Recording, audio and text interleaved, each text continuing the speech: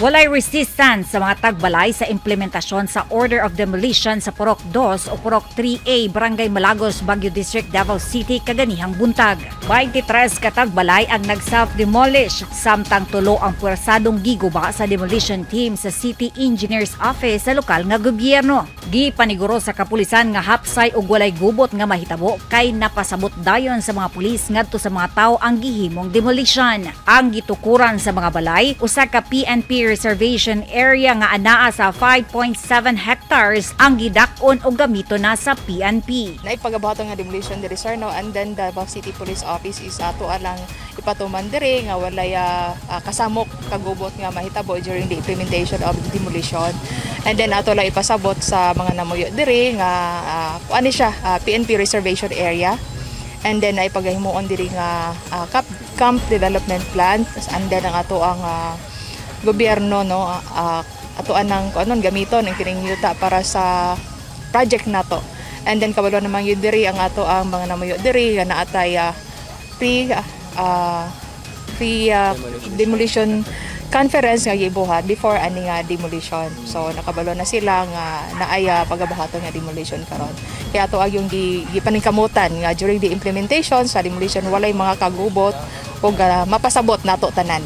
Sumala sa usa ka residente, tuig 1986 pa sila namuyo sa maong lugar. Tuig 2000, naghatag og sulat ang PNP aron ipahibalo nga ila nang kuhaon ang luna apan nangayo matod pa silang tabang sa Commission on Land Problem ug naisyuhan sila og TRO sa korte. Apan milabay ang halos 24 ka tuig, pormal nang gibawi ang luna. Sakit alang sa 21 anyos nga lalaki ang nahitabo kanila nga moy iyang nadak-an nga lugar, sanglit pitos og wala sila'y kabalhinan. Gusto po namo ma'am, taga po may location po sakto tapos dili po may pawaon ng ipagtabuyan ng bita ma'am na maraming iro. Ang samoa ma'am na mo manghawa min dire ma'am kung naroon location gihatag sa moa. Ma'am dipensay wala na ko inaan og papa ma'am. Og solo na lang akong pagkinabuhi ma'am. Narbaho ko sa mga construction welder ay sa construction ko ma'am, welder akong skill ma'am. Naningkamot ko ma'am para tabangan po nako akong magson. Unya ma'am, para sana ma'am, para sana ma'am tong income nako karong adlaw ma'am, sayang kayo ma'am.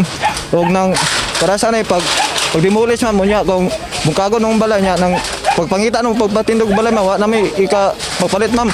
Malisod pag may papalit og bugan. Aminado ang Davao City Police nga daghan gyud ang nagpuyo sa luna nga gipanag-iyahan sa PNP.